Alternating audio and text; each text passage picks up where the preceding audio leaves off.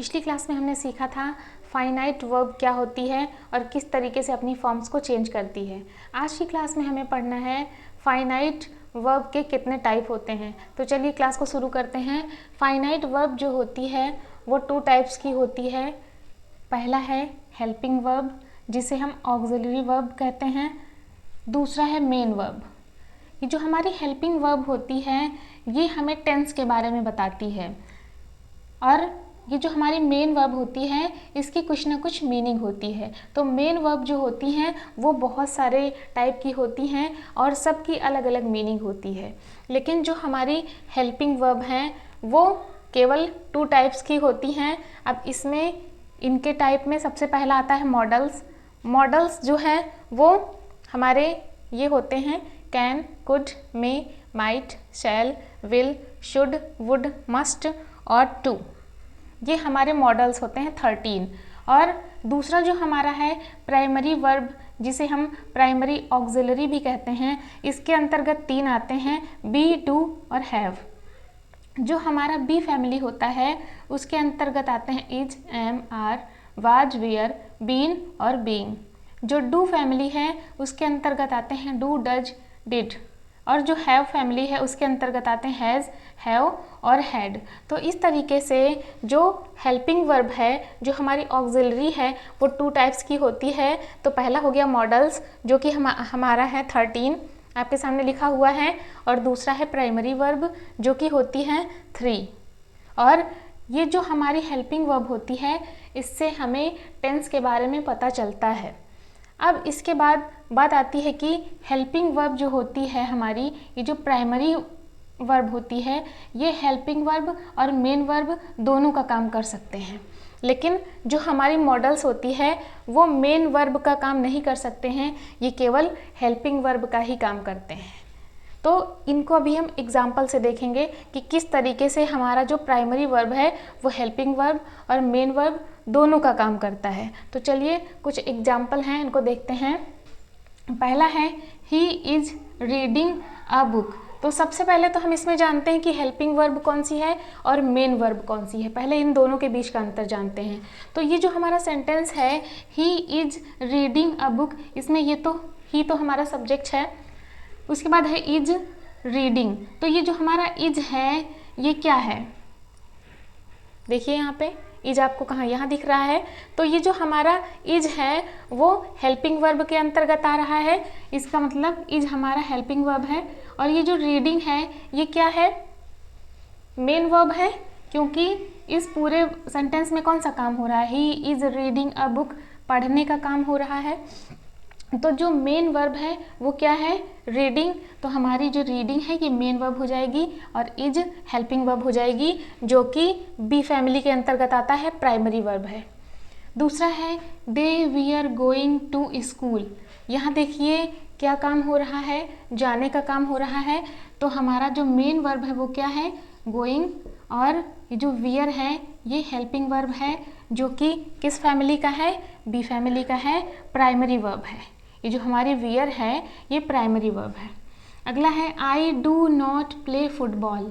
यहाँ पर कौन सा काम हो रहा है, खेलने का काम हो रहा है। तो मेन वर्ब जो है हमारी वो क्या हो जाएगी, प्ले हो जाएगी, क्योंकि मुख्यतः जो काम होगा वो हमारा मेन वर्ब होता है, खेलने का काम हो रहा है तो मेन वर्ब है प्ले। उसके बाद आता है हमारा डू।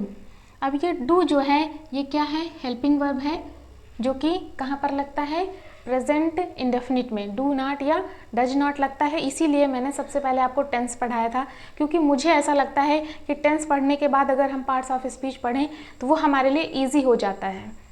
तो अगर आपने वो वीडियो नहीं देखी है तो आप जा करके टेंस की सारी वीडियो देखिए, और वहाँ से जब तक आप टेंस के बारे में नहीं जानेंगे आपको प्रॉब्लम होगी। तो ये जो हमारा डू है वो कहाँ पर लगता है, प्रेजेंट इंडेफिनिट में लगता है। तो हमारा ये डू हेल्पिंग वर्ब हो जाएगा।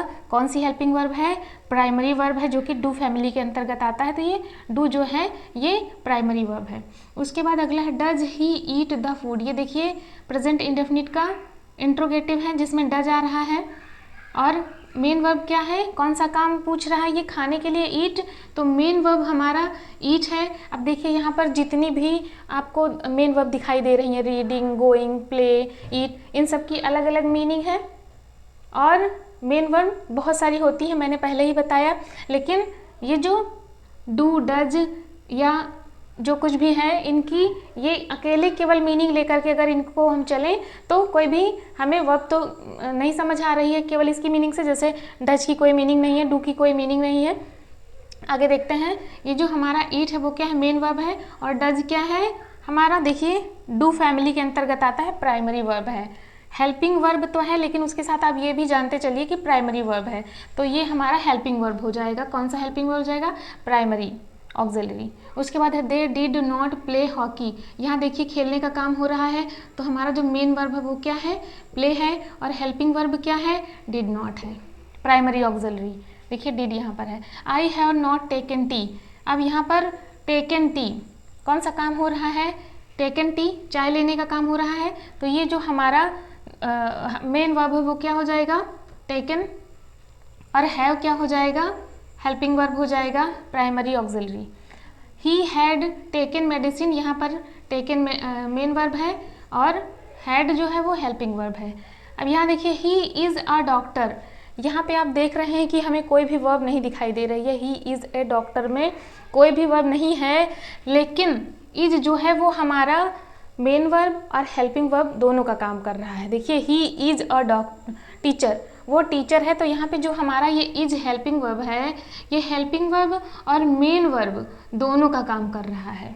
उसी तरीके आई हैव 2 पेन्स, यहाँ पर देखिए हैव की कोई अलग से मीनिंग नहीं है, लेकिन जो हमारा हैव है, मेरे पास 2 पेन है, तो ये जो हैव है ये हेल्पिंग वर्ब का भी काम कर रहा है, मेन वर्ब का भी काम कर रहा है, और ये क्या है, प्राइमरी ऑक्सिलरी है। मैंने आपको सबसे पहले बताया कि जो हमारा प्राइमरी ऑक्सिलरी होता है वो हेल्पिंग वर्ब और मेन वर्ब दोनों का काम करता है, लेकिन जो हमारा ये मॉडल्स है ये मेन वर्ब का काम नहीं कर सकता है। जैसे हम लिखें आई कैन, तो क्या ये सेंटेंस पूरा होता है क्या आई कैन लिखने के बाद, बिल्कुल भी नहीं, तो ये केवल हेल्पिंग वर्ब का ही काम करेगा। वैसे ही देखिए यू शुड, अब यू शुड के बाद सेंटेंस अधूरा है, क्योंकि ये केवल हेल्पिंग वर्ब का ही काम करेगा, मेन वर्ब जब तक इसके साथ नहीं होगी तब तक ये सेंटेंस पूरा नहीं बन पाएगा। तो ये जो हमारा मॉडल्स होता है वो मेन वर्ब के साथ लगकर ही सेंटेंस को पूरा करता है।